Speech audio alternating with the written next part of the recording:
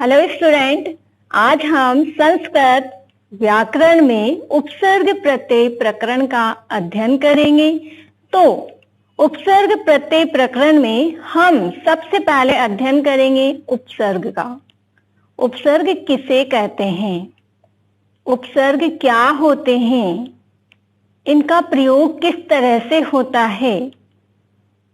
तो उपसर्ग वे शब्दांश होते हैं जो धातु के आगे जुड़कर उनके अर्थ में परिवर्तन कर देते हैं, उनके अर्थ को बदल देते हैं।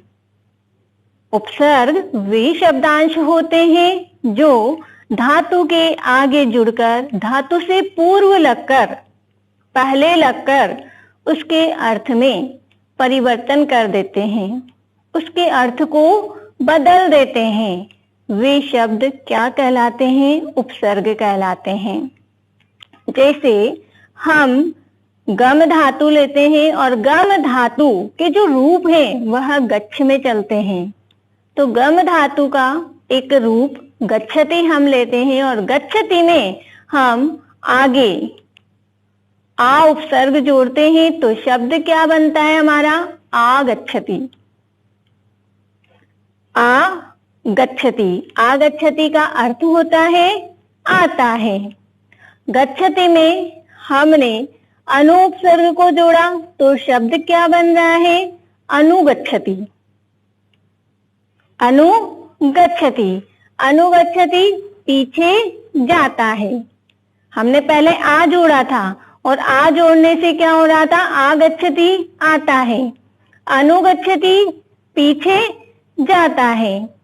गच्छति में उपसर्ग जोड़ते हैं तो शब्द बनता है उपगच्छति। उपगच्छति पास आता है, उपगच्छति पास आता है। अब गच्छति में हम उद उपसर्ग जोड़ते हैं तो उदगच्छति बनता है।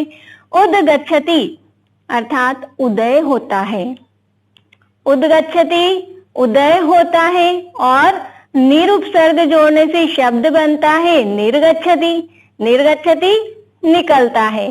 तो हमने यहाँ पर देखा कि एक ही धातु में हमने आ, अनु, उप, उद और निरुपसर्ग जोड़ करके देखा तो वह धातु का अर्थ क्या हो रहा है, बदल रहा है।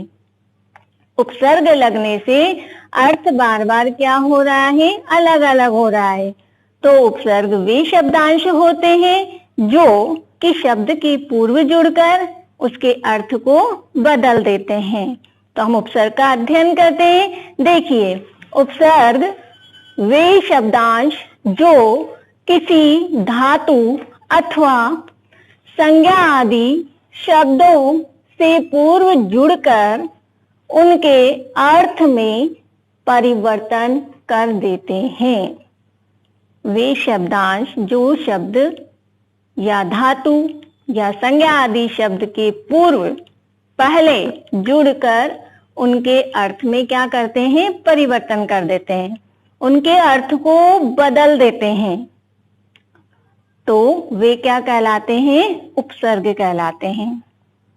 जैसे गच्छति जाता है, आगच्छति आता है। गच्छति जाता है, अब इसमें क्या लगाया गया है, आ उपसर्ग। आगच्छति आता है, अर्थ परिवर्तित हो रहा है। यदि आ की जगह अनु लगाया जाएगा तो शब्द बनेगा अनुगच्छति और अनुगच्छति का अर्थ क्या हो जाएगा, पीछे जाता है। अनुगच्छति उपगच्छति समीप आता है, पास आता है। उदगच्छति उदय होता है। निर्गच्छति निकलता है। तो इस गच्छति शब्द में हम जो भी उपसर्ग लगाएंगे उसका अर्थ क्या होगा, बदलता चला जाएगा। तो देखिए, गच्छति जाता है, आगच्छति आता है। इसमें आ उपसर्ग लगने से अर्थ बदल गया है, अर्थ बिल्कुल परिवर्तित हो गया है। क्या लगने से, केवल आ उपसर्ग लगने से। धातो पूर्वम उपसर्गान योजयित्वा वयम नूतन क्रियापदानां निर्माणं कुर्मः।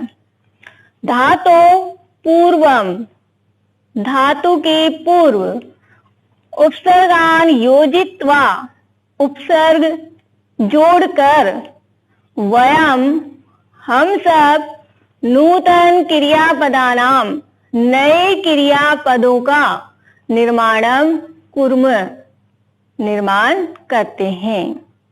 अर्थात धातुओं के पहले या धातुओं के पूर्व उपसर्ग जोड़कर हम नए पदों का, नए क्रियापदों का निर्माण करते हैं, नए क्रियापद बनाते हैं।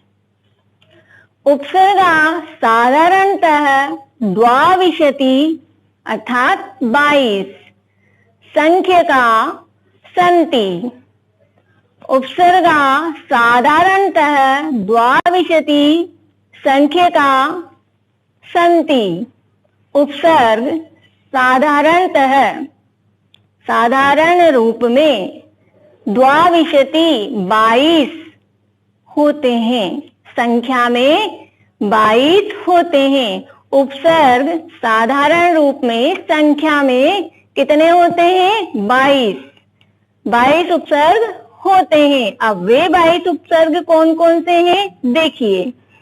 तदर्था, प्र, परा, अप, सम, अनु, औ, निर, निस, दुस, वि, आंग, नी, अधि, अपि, अति, सु, उत, अभि, प्रति, परि और उप। ये 22 उपसर्ग होते हैं जिनके द्वारा हम क्या करते हैं, जिस भी धातु में लगाते हैं उसके अर्थ को परिवर्तित कर देते हैं। उपसर्ग योगेन धातु अर्थ क्वचित परिवर्तते। उपसर्गों के योग से धातु के अर्थ में कुछ परिवर्तन होता है। देखिए, उपसर्ग योगेन, उपसर्ग के योग से, उपसर्ग को जोड़ने से, धातु अर्थ, धातुओं के अर्थ में क्वचित कुछ परिवर्तते, परिवर्तन होता है। उपसर्ग को जोड़ने से, धातुओं में उपसर्ग को जोड़ने से धातु के अर्थ में क्या हो जाता है? परिवर्तन हो जाता है, उनका अर्थ बदल जाता है। तो देखिए, कुछ उदाहरण के माध्यम से हम समझते हैं। तो उपसर्ग और उपसर्ग का अर्थ, फिर उपसर्ग निर्मित शब्द और उस उदाहरण का अर्थ हम यहाँ पर अध्ययन करते हैं। देखिए, उपसर्ग कौन कौन से हैं? परा, परा का अर्थ होता है तिरस्कार, तिरस्कार। और परा उपसर्ग से निर्मित शब्द बना है पराभवती, पराभवती। और पराभवती का अर्थ होता है तिरस्कार करता है, तिरस्कार करता है। अप उपसर्ग का प्रयोग किस अर्थ में होता है? दूर या अनुचित, दूर या अनुचित, दोनों ही अर्थ में अप उपसर्ग का प्रयोग किया जाता है। अपनयति, अप उपसर्ग निर्मित शब्द बना है अपनयति, और अपनयति का अर्थ होता है दूर करता है, दूर करता है। आगे देखिए, अनु, अनु का अर्थ होता है पीछे या अनुसार, अनु पीछे या अनुसार। अनु उपसर्ग निर्मित शब्द है अनुचरति, अनुचरति। अनुचरति का अर्थ होगा पीछे चलता है, पीछे चलता है। औ उपसर्ग का अर्थ बनेगा नीचे और न्यून, कम, नीचे, न्यून। और औ उपसर्ग से निर्मित शब्द है अवतरती, अवतरती, नीचे उतरता है, नीचे उतरता है। निस, निस से उपसर्ग का अर्थ है रहित या बिना। निस उपसर्ग जिस भी धातु में लगाया जाएगा वह अर्थ क्या देगा? रहित या बिना। और इससे निर्मित शब्द बनेगा निष्कलंक। निस उपसर्ग से निर्मित शब्द बना है निष्कलंक, जिसका अर्थ होता है कलंक से रहित, कलंक से रहित। दुष उपसर्ग, दुष उपसर्ग का अर्थ है कठिन, असाध्य, कठिन या असाध्य। निर्मित शब्द है दुष्करः, दुष्करः। और दुष्कर का अर्थ करने में कठिन, जो काम करने में कठिन लगता है उसके लिए प्रयोग किया जाता है दुष्करः। नी उपसर्ग, नी उपसर्ग का अर्थ होता है समीप या समूह में, समीप या समूह। और नी उपसर्ग निर्मित शब्द बना है निकट, निकटः, निकटः, जिसका अर्थ होता है समीप, पास में। अधि, अधि उपसर्ग का अर्थ है बड़ा या ऊपर, बड़ा या ऊपर। निर्मित शब्द देखिए अधिपतिः, अधिपतिः, अधिपति का अर्थ क्या होगा? स्वामी, स्वामी। अति, अति उपसर्ग जिसका अर्थ होता है अधिक या अतिशय, अधिक या अतिशय। और निर्मित शब्द क्या बनेगा? अत्यावश्यकम, अत्यावश्यकम, बहुत आवश्यक, बहुत आवश्यक। परि, परि उपसर्ग का अर्थ होता है चारों ओर, चारों ओर। इसके द्वारा निर्मित शब्द बना है परिभ्रमति, परिभ्रमति। परिभ्रमति का अर्थ होगा चारों ओर घूमता है, चारों ओर घूमता है।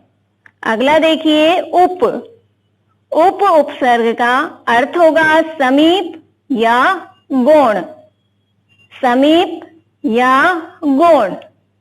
और निर्मित शब्द बनेगा उपगच्छति, उपगच्छति अर्थात समीप जाता है, समीप जाता है।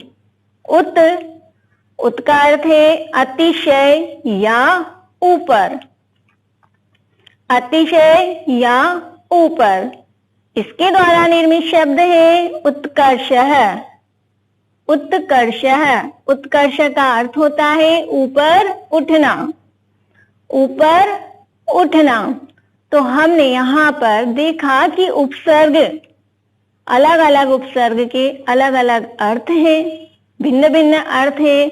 और उन्हीं अर्थों के आधार पर जो उदाहरण है वे अपना अलग अलग अर्थ दे रहे हैं। तो उपसर्ग वे शब्दांश होते हैं जो धातु या क्रिया के पूर्व जुड़कर उनके अर्थ में क्या करते हैं? परिवर्तन कर देते हैं, उनके अर्थ को बदल देते हैं। तो वे क्या कहलाते हैं? उपसर्ग कहलाते हैं। जैसे हमने अध्ययन किया था अभी कि गम धातु में हमने आ उपसर्ग लगाकर देखा, नी उपसर्ग लगाया, उद उपसर्ग लगाया, और लगाने के बाद जो निर्मित शब्द हो रहा है वह क्या कर रहा है? अपने अर्थ में परिवर्तन कर रहा है। जैसे गच्छति, गच्छति का मतलब होता है जाता है, उसमें आ उपसर्ग जोड़ दिया तो आता है। अनु उपसर्ग लगाते हैं तो अनुगच्छति शब्द बनता है, और अनुगच्छति का अर्थ होता है पीछे जाता है। उसी गच्छति में हम उपशब्द जोड़ते हैं, उपशब्दांश जोड़ते हैं तो शब्द बनता है उपगच्छति। उपगच्छति समीप आता है या पास जाता है। उदगच्छति उदय होता है। तो इस तरह से उपसर्ग क्या कर रहे हैं, अर्थ में परिवर्तन कर रहे हैं, अर्थ को बदल रहे हैं। तो हमने समझा यहाँ पर कि उपसर्ग वे शब्दांश होते हैं जो धातु के पूर्व जुड़कर उनके अर्थ में परिवर्तन कर देते हैं।